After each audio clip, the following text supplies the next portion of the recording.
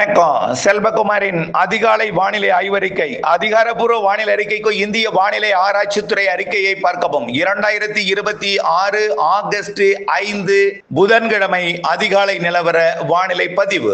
நீண்ட காலமாகவே மீண்டும் ஒருமுறை உங்களுக்கு நினைவுபடுத்த விரும்புகிறேன்.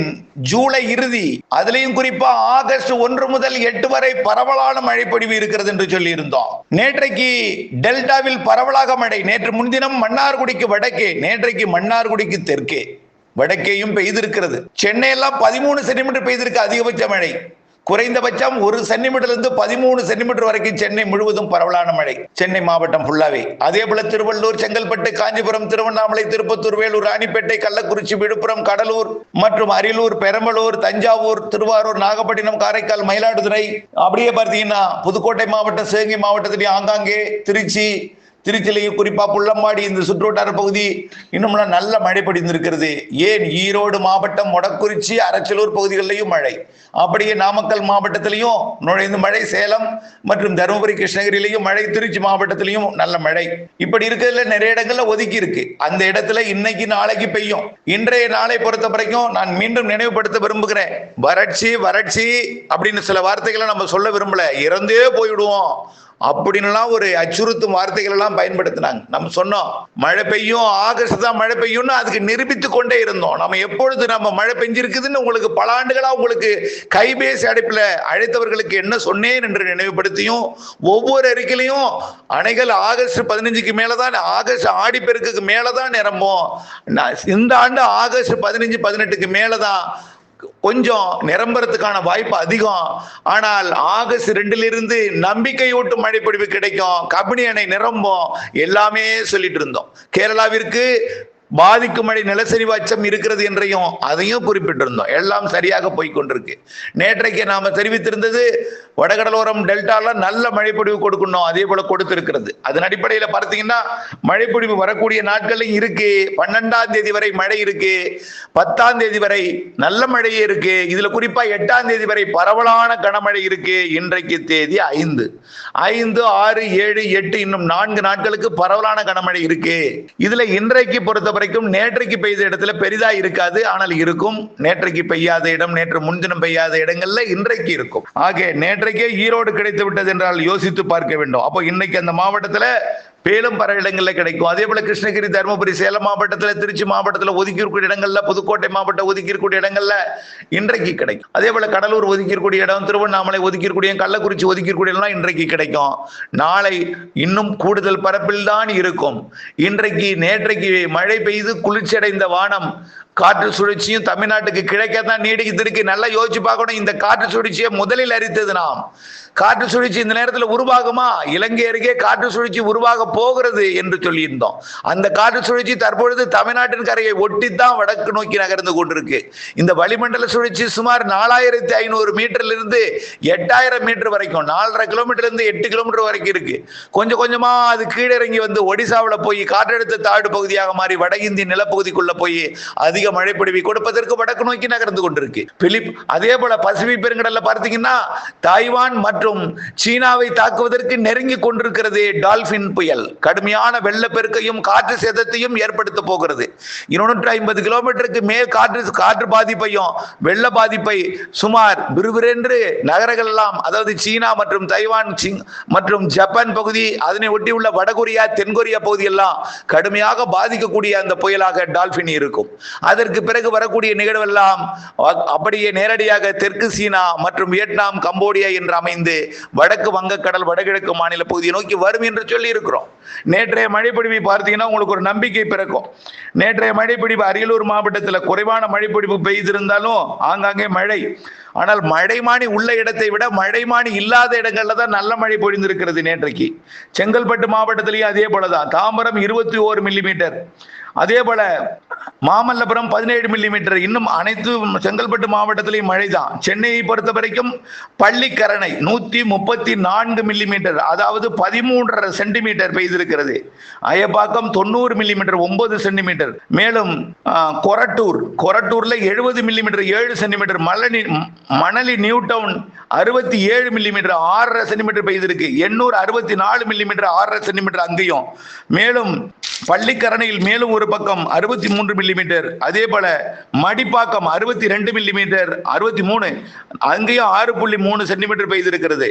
அதே போல மேடவாக்கம் 6 சென்டிமீட்டர், கொரட்டூர் 59 மில்லிமீட்டர், கிட்டத்தட்ட 6 centimetre, Nerkundram 6 centimetre, Okkiyam Thoraipakkam 52 millimetre, அதாவது 5 சென்டிமீட்டருக்கு மேல, விம்கோ நகர் 49 மில்லிமீட்டர், கிட்டத்தட்ட 5 சென்டிமீட்டர் நெருக்கமா மழை பொழிவு பொழிந்திருக்கிறது.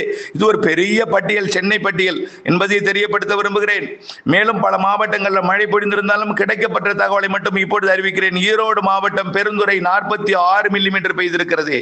மொடக்குறிச்சி 15 மில்லிமீட்டரும், மேலும் வரட்டுப்பள்ளத்தில் 14 மில்லிமீட்டர் மழை பொழிந்திருக்கிறது.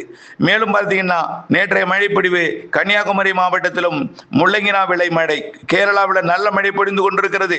அதே போல கிருஷ்ணகிரி மாவட்டம் ஹொசூர் 11 மில்லிமீட்டர் மழை பொழிந்திருக்கிறது. கிடைக்கப்பட்டதை மட்டும் அறிவித்துக் கொண்டிருக்கிறேன். புதுக்கோட்டை மாவட்டம் பெருங்கலூர் 11 மில்லிமீட்டர் மழை பொழிந்திருக்கிறது. இன்னும் பார்த்தீங்கன்னா ராணிப்பேட்டை மாவட்டம் மின்னல் 62 மில்லிமீட்டர், கலவை PWD 16 மில்லிமீட்டர், வாலாஜா 12 மில்லிமீட்டர், மேலும் பல இடங்களில் 1 சென்டிமீட்டர் வரைக்கும் மழை பொழிந்திருக்கிறது. சிவகங்கை மாவட்டம் மானாமதுரை 30 மில்லிமீட்டர் 3 சென்டிமீட்டரும், அதற்கு அடுத்தபடியாக பார்த்தீங்கன்னா இளையான்குடியிலையும் நல்ல மழை பொழிந்திருக்கிறது. மேலும் பார்த்தீங்கன்னா பெரும்பாலும் மழைமானி இல்லாத இடங்கள்ல தாங்க அதிக மழை. நேற்றைக்கு தாலுகா அலுவலகம் மன்னார்குடியில மழை இல்லை, 23 மில்லிமீட்டர் தான் பெய்திருக்கு. ஆனால் மேலவாசல் மன்னார்குடியில 6 சென்டிமீட்டர் 60 மில்லிமீட்டர் பெய்திருக்கு. ஏற்கனவே ஒரு சுற்று 3 சென்டிமீட்டர், அப்புறம் 2 சென்டிமீட்டர், அப்புறம் ஓய்ந்த பிறகு மீண்டும் ஒரு 1 சென்டிமீட்டர் என்று 6 சென்டிமீட்டர் மழை பொழிந்திருக்கிறது. இப்படி மழை பொழிவு வலுத்திருந்தது. மழைமானி இல்லை, அதாவது கிராமப்புறங்கள் வழியாகத்தான் போகுது. கோட்டூர் திருத்துறைப்பூண்டி விட வலுவா இல்லை, கலப்பால் போகிறது. அதாவது மன்னார்குடி பொழிந்து மன்னார்குடிக்கு தெற்கு புறமாக, மன்னார்குடி நகரை வடக்கு புறமாக நேற்று முடிஞ்சுன்னா மன்னார்குடி நகருக்கு தெற்கு புறமாக நேற்று முடிஞ்சு நேற்றைக்கு இரவு அது அப்படியே பார்த்தீங்கன்னா தலையாமங்கலம் களப்பால் வழியாக, அப்படியே எடையூர் மற்றும் எக்கல் பாண்டி வழியாக அந்த மேக உற்பத்தி நடைபெற்று தாணிக்கோட்டகம், கரையன்காடு, கற்பனகாதர் குளம் மற்றும் பெருமழை போன்ற பகுதிகள் வழியாக வாய்மேடு, தகட்டூர், பஞ்சநதி குளம், நடுச்சேத்தி, ஆயக்காரன்புலம் 4, மேலும் அப்படியே கடினல் வயல், பன்னால், கோடியக்கரைக்கு மழைப்பொழிவு அதிகம் கொடுத்திருக்கு. வேதாரண்யத்திற்கு பெரிது இல்லை, வேதாரண்யத்துக்கு இல்லை என்று தான் சொல்ல வேண்டும். ஆயக்கராம்பலத்தின் வடக்கில் அதாவது 1ஆம் தேதி இல்லை, 2 கூட இருந்தது லேசாக, 3 வலுத்தது, 4 மிகவும் வலுத்தது. இப்படித்தான் மழை. கரியாப்பட்டினம் அளவா லேசான மழை, தெற்கே போக போக கூடுதல் மழை. தகட்டூர், கோடியக்கரை இடைப்பட்ட பதில வலுத்த மழைப்பொழிவு கொடுத்திருக்கிறது. வாய்மேட்டிலும் அதே போலதான் மழைப்பொழிவு நேற்றைக்கு பல இடங்கள்ல கொடுத்திருக்குது. அதே போல பல மாவட்டங்கள் மழைப்பொழிவு அறிக்கை இன்னும் கிடைக்கப்பெறவில்லை. கிடைக்கப்பட்டதும் மாலையில இன்றைக்கு விரிவாக சமர்ப்பிக்கிறேன். இன்றைய மழைப்பொழிவு எப்படி இருக்கும் என்பதை பார்ப்போம். இன்றைய மழைப்பொழிவை பொறுத்த வரைக்கும் அனைத்து மாவட்டங்களுக்கும் மழை உண்டு. நேற்று பெய்த இடத்தில் குறைவாகவும் பெய்யாத இடத்தில் வலுவாகவும் இருக்கும். அதாவது இதுவரை மழை பெய்யாத இடத்தில் பெய்வதற்கு வாய்ப்பு இருக்கு. நாளை மீண்டும் டெல்டாவிற்கு வாய்ப்பு இருக்கு. இன்னைக்கே டெல்டாவுக்கு இருக்கு. நேற்றைக்கு முன்தினம் ஒதுக்கிய இடத்துல இன்றைக்கு வாய்ப்பு இருக்கு. நாளைக்கு பரவலான மழை பொழிவு டெல்டாவுக்கு இருக்கு. டெல்டா மட்டும் இல்ல, தினசரி 8ஆம் தேதி வரை சென்னைக்கு மழை உண்டு.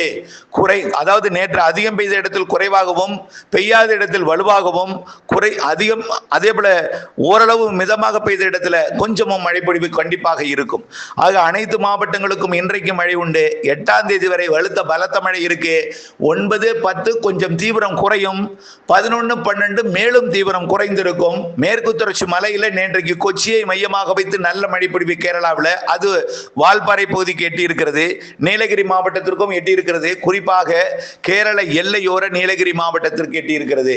தமிழ்நாட்டை பொறுத்த வரைக்கும் 12ஆம் தேதி வரை மேற்கு தொடர்ச்சி மலையிலையும் அதே போல உள்பகுதிகளிலையும் ஆங்காங்கே பெய்து கொண்டிருக்கூடிய பரவலான மழை 8 வரைக்கும், 10, 11, 9, 10 கொஞ்சம் தீவிரம் குறைந்தோம். 11, 12 மேலும் தீவிரம் குறைந்து காணப்பட்டாலும் 13, 14, 15, 16 தேதிகளில் ஒரு 4-5 நாட்கள் மிகவும் தீவிரம் குறைந்திருக்கும். இருந்த போதிலும் அங்கும் வெப்பம் உயர்ந்திருக்கக்கூடிய, மலைகள் மறைக்கக்கூடிய கொடைக்கானல் மலைக்கு கிழக்கு பகுதியில் இருக்கக்கூடிய மதுரை, விருதுநகர் மற்றும் சிவகங்கை, ராமநாதபுரம் பகுதிகளில் இருக்கும்.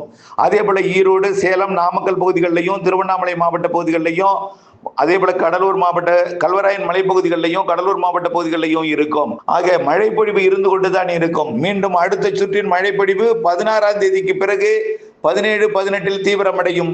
மாத இறுதியில இறுதி 10, 15, இறுதி 12 நாள் வலுத்திருக்கும்.